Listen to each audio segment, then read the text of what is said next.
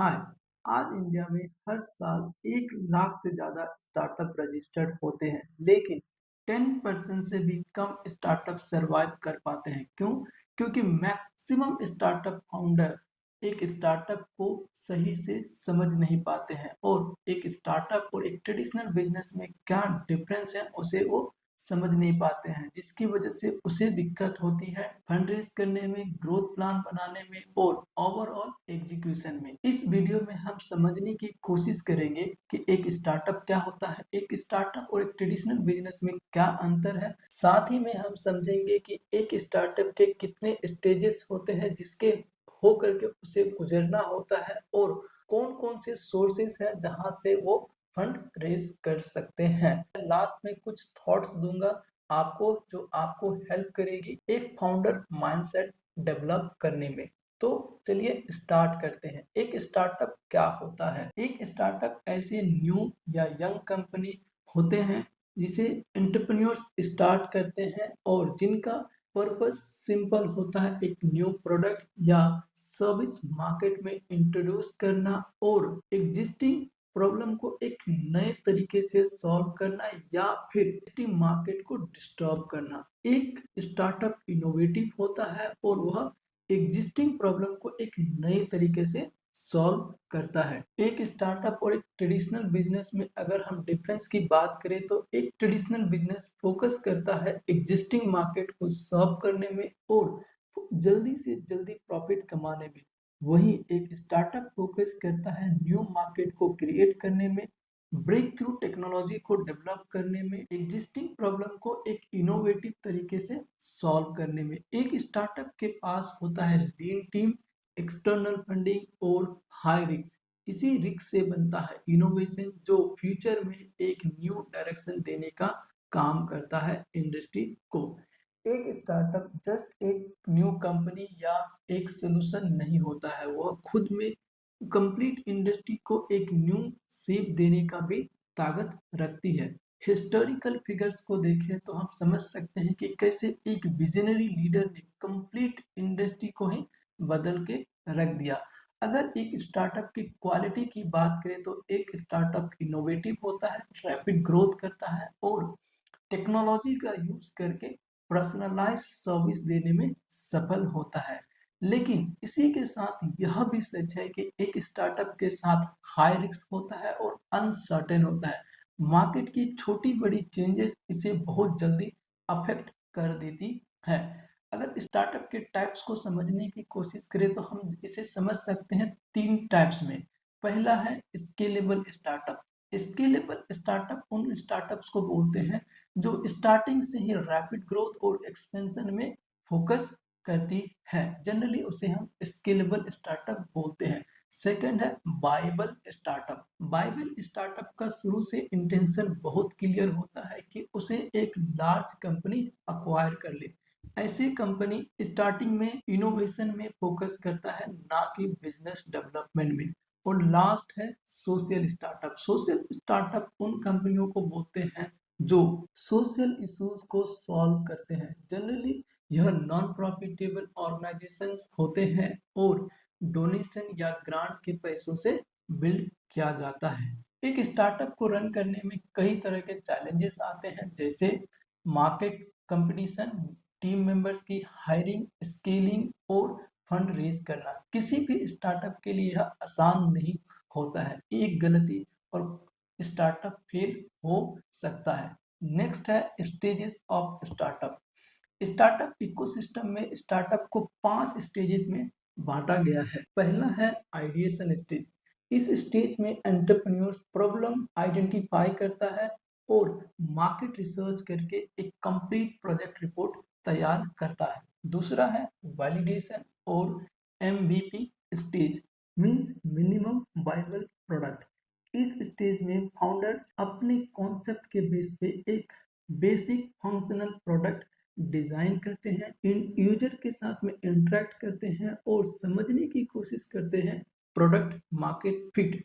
जब उसी product market fit समझ में आ जाता है तो आता है थर्ड स्टेज, जिसे हम सीड स्टेज बोलते हैं।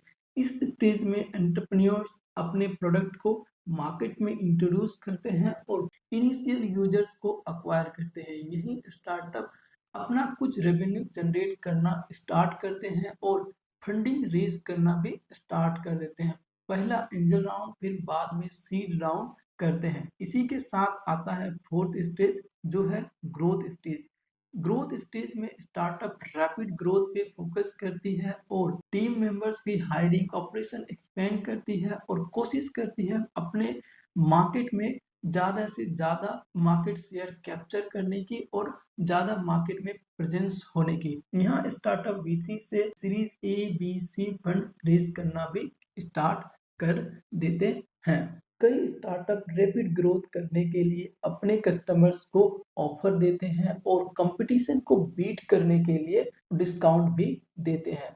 लास्ट स्टेज है एक्सपेंशन और मैच्योरिटी स्टेज। इस स्टेज में स्टार्टअप लार्ज मार्केट पे प्रेजेंट होते हैं और मल्टीपल मार्केट में ऑपरेट कर रहे होते हैं। इस स्टेज में स्टार्टअप फोकस करते हैं long term sustainable business model बनाने की और अपने ईयरली इन्वेस्टर्स को एग्जिट भी इसी स्टेज में दिलाने की कोशिश करते हैं, या तो आईपीओ ला करके या फिर कंपनी को किसी बड़े कंपनी से अक्वायर करा करके। अगर आप स्टेजेस ऑफ स्टार्टअप समझ गए हैं तो हम आगे बढ़ते हैं और समझते हैं कि एक स्टार्टअप के पास वो कौन कौन से सोर्सेस होते हैं जिसके माध्यम से वह फंड रेज कर सकता है। कोई भी स्टार्टअप जब शुरू होता है तो वो एक फाउंडर के पैसों से ही स्टार्ट होती है। बाद में उनके पास कई सोर्सेस होते हैं। ज़्यादातर स्टार्टअप एक्सटर्नल फंडिंग रेज करने की कोशिश करता है, लेकिन कुछ स्टार्टअप ऐसे होते हैं जो एक्सटर्नल फंडिंग रेज नहीं करते हैं। जनरली उसे बूटस्ट्रैप कंपनी बोलते हैं। मैंने अपने फर्स्ट वीडियो पे बूटस्ट्रैप कंपनी को कंप्लीटली एक्सप्लेन किया है।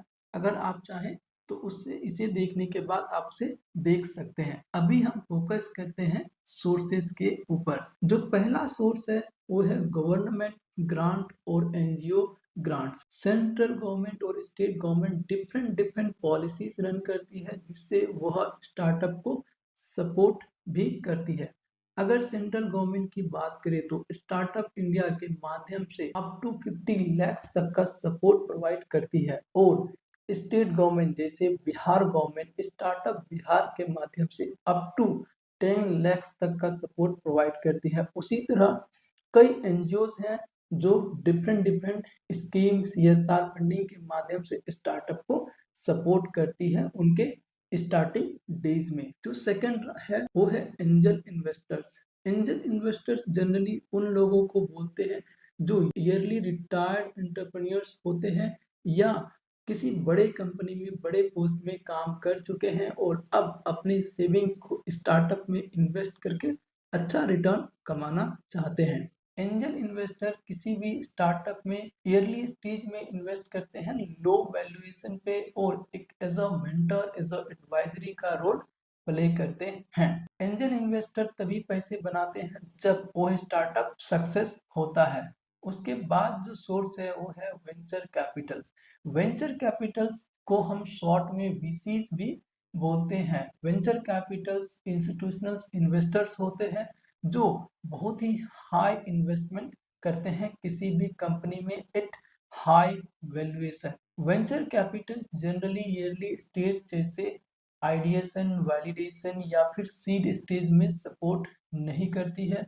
यह ग्रोथ स्टेज या फिर एक्सपेंशन स्टेज पे सपोर्ट प्रोवाइड करती है, लेकिन जब भी यह फंडिंग करती है तो बहुत ही हाई वैल्यूएशन पे हाई अमाउंट फंड करते हैं। लास्ट में है आईपीओ।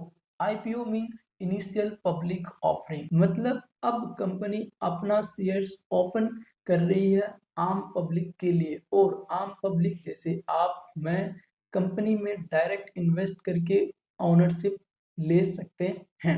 आईपीओ हाई वैल्यूएशन पे आती है और जनरली आईपीओ स्टार्टअप तभी लेके आते हैं जब वो अपने इन्वेस्टर्स को एग्जिट दिलाना चाहते हैं। करंट आईपीओ मार्केट को देखें तो इंडियन आईपीओ मार्केट बहुत अच्छा परफॉर्म कर रही है। रिसेंट में जैसे जोमेटो, लेंसकार्ट और मीशो जैसे आईपीओ ने बहुत अच्छा परफॉर्म किया है।